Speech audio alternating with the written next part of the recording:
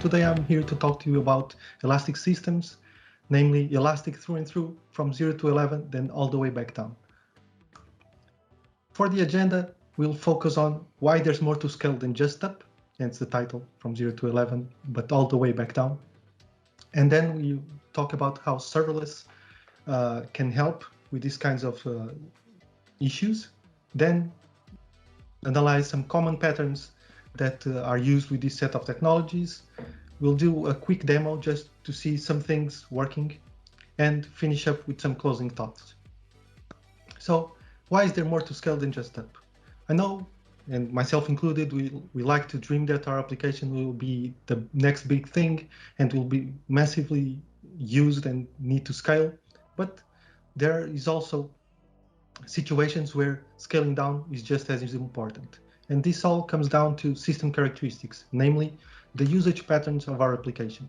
So we may have applications that have occasional access, or maybe inconsistent or spiky loads, or even we have no idea what is the usage patterns that we'll have in our application in the future. So in any of these cases, scaling down can be beneficial. And just to give you some examples of these kinds of patterns, imagine an internal application that's just used an hour a day, maybe, like for example, a time reporting application where users don't really go there too much until they need to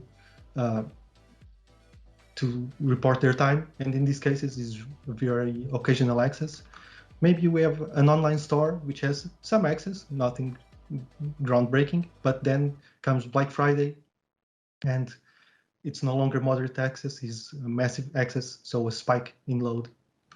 Or maybe we are creating a new mobile application and just trying to bootstrap the user base, so we don't really know what will be the usage patterns.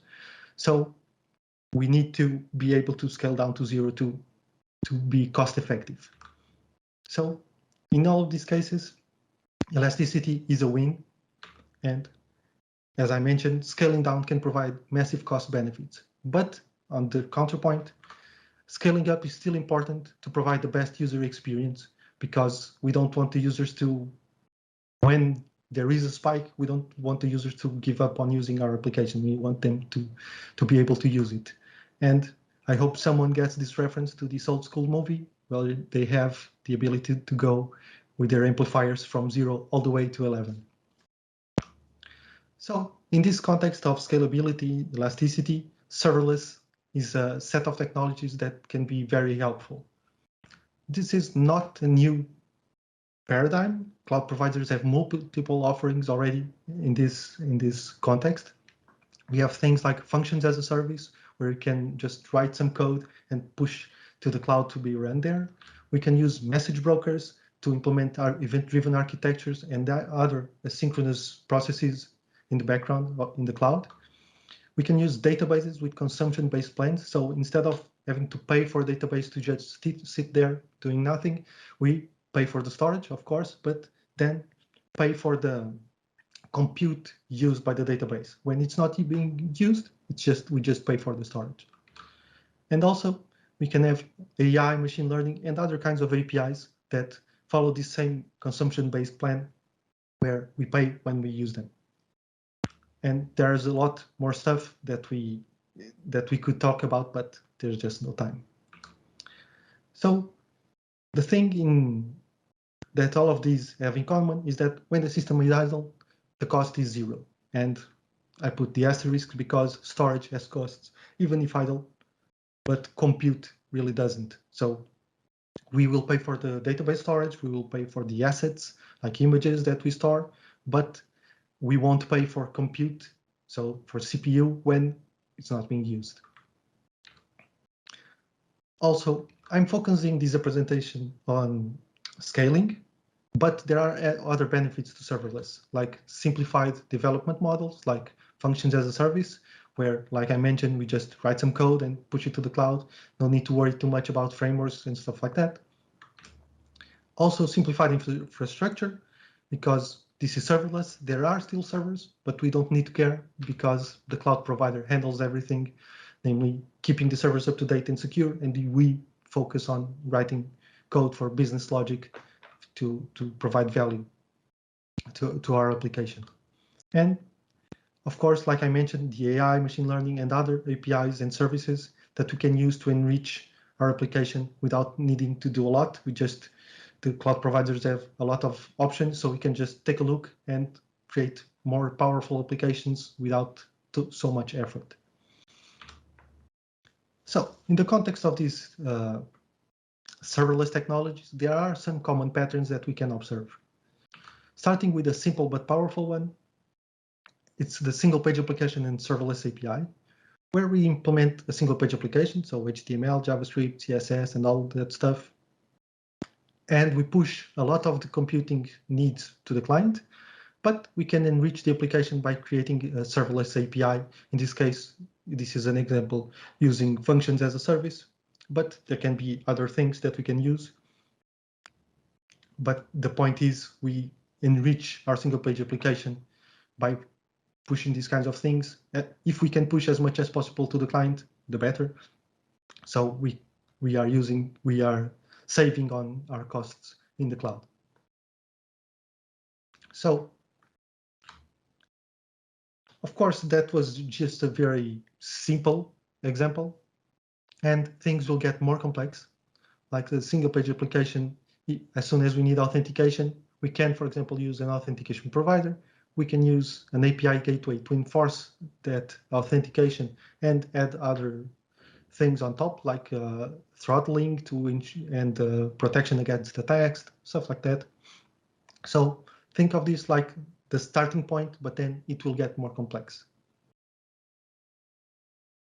Also wanted to mention that other related things like the Jamstack, so JavaScript APIs and markup, is something that's very hyped in the last couple of years, which pushes this single page application and APIs to the most possible things that we can do on the client, as much as pre-rendering things so at build time, so that as much as possible we'll use static assets. And then when we need to enrich our application, then we use those APIs. Also, I focused on single page application, but of course there can be variations. Like it doesn't need to be a web application. It can be a mobile application. And for sure, some years ago, when there was the boom to create mobile applications, it would be great that serverless already existed, because sometimes to build that mobile application, we need something from the server, and maybe the mobile developers don't have a lot of experience on the backend.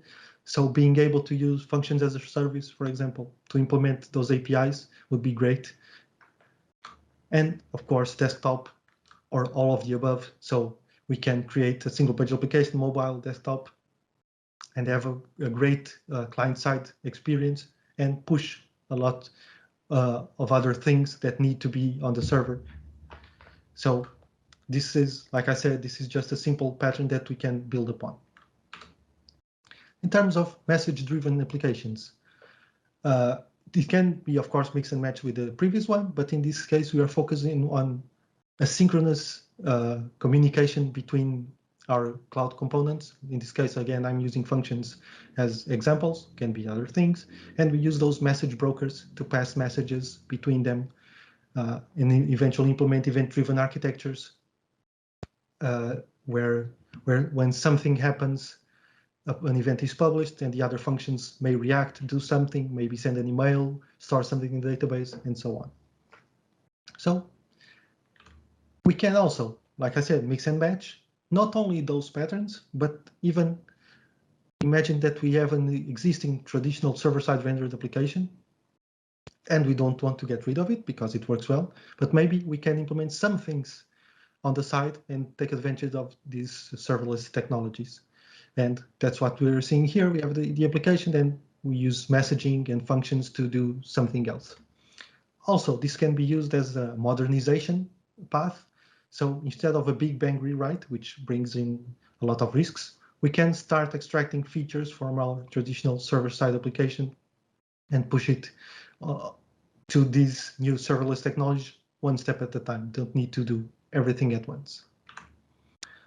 So let's take a quick look at the demo, which is a serverless OCR, so optical character recognition, where we push an image to our API and get the text that is written on the image. So we are using that basic pattern with a twist.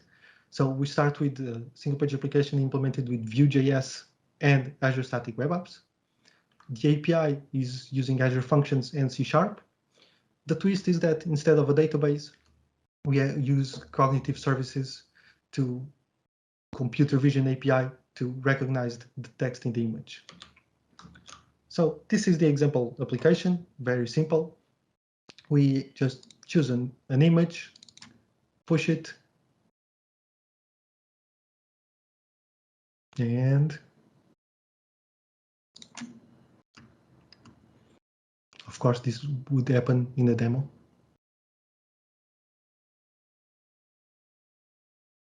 But it's done. So it was able to recognize the text that I pushed in the image. And using these kinds of technologies, like I said, that this part, which might be interesting, is using cognitive services. This has a lot of features: speech, language, vision, decision. I'm focusing on vision, computer vision, to analyze the image and extract the text. In terms of the application, we can take a quick look. We have 4 folders. So we have a GitHub folder where you have the automated deployment plan. So it's not serverless in particular. It's just modern good practices to not do things manually, to deploy things automatically. So I have a GitHub workflow, which besides deploying the application, also creates the infrastructure using these ARM templates. So this ARM template declares the services that we want to use in our cloud provider, in this case, Azure. So if we take a look here, what is declared in this file is what we see over here. So we have the cognitive services, the application insights to monitor our application, and the OCR static app to see where we host both the functions and the assets for the Vue.js application themselves. As for the deployment, can be interesting just to take a look that we can do everything in here automatically, like log into Azure, create a resource group where we'll put the Azure resources, deploy the ARM template to the resource group, and finally build and deploy the static app as well as its corresponding API. Just taking a quick look here, we have a backend. A lot of boilerplate, ignore that. But we go here to the function. Again, a lot of C# boilerplate. And we can see that is a function that is triggered by HTTP request using a post. The route is /API/OCR, so API is always a prefix. Take consideration that I'm not doing anything. This is not production ready. I'm not doing validation or error checking, but still good enough for this quick demo. I'm just getting the file from the form using the computer vision client and getting the recognized text so we can return it to the client. So simple in general, a bit more boilerplate than needed. In terms of the front end, it's again a typical Vue.js application. Most interesting thing probably is this uploader, which has a single input that on change calls the upload function. And this function simply calls the /API/OCR, pastes the post data, and gets the recognized text, which is then pushed into the text box. So this is a very quick demo. If you're interested in these kinds of things, but even more complex and more interesting, you can take a look at this MCW serverless architecture from Microsoft,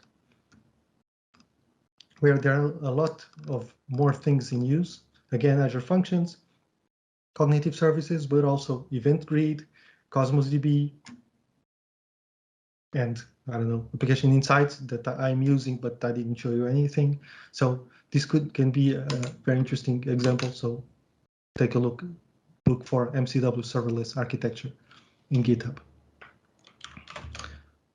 But just to wrap up with some closing thoughts. one of the main things I want you to take from this session is that depending on the usage patterns, scaling down to 0 can be hugely beneficial. We can't focus just on scaling up. Scaling down is also important. And there are various options with different characteristics. I focused in these examples on Azure. So we have some compute examples here. Azure Functions was the one that I used, which is probably the more simplified one to get started. But if you need to get a bit more complex, you can, for example, use Azure Container Apps, which instead of packing a single function or a single set of functions, you can pack a whole container, so you can do more complex things here and use whatever kind of technology you want as long as you can put it in a container. You can also take a look at Kubernetes and KDA. So KDA stands for Kubernetes Event-Driven Autoscaler. Azure Container Apps uses KDA behind the scenes, but abstracts it for us, which is rather nice. But if you need full control on this, you can go in Kubernetes KDA and do everything yourself and achieve the same kind of benefits of scaling all the way up, all the way down. Now, another really important point that, even though I've been talking a lot about this serverless thing and stuff like that for the elasticity and scaling down to 0, you should keep in mind that for more consistent loads, where you know that you will always have this load, serverless can become costlier. So make sure to use the pricing calculator. So the cloud providers use them, and you can take a look at if your application, depending on the load, works well for that load.